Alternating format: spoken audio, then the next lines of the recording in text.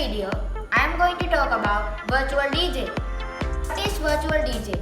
It is a software we can put DJ using our computer.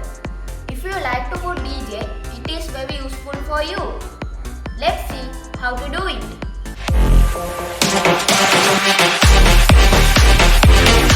First, open your web browser and search virtual DJ. Then click this.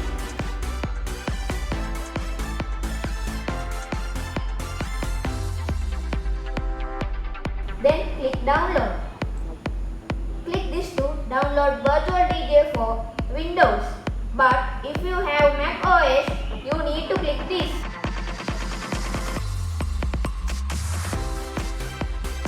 Then open it. Then put a tick and click install.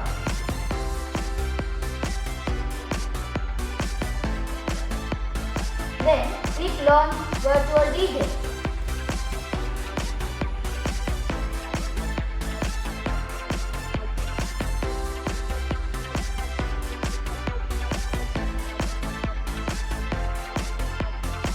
If you want, you can drag and drop two songs like this.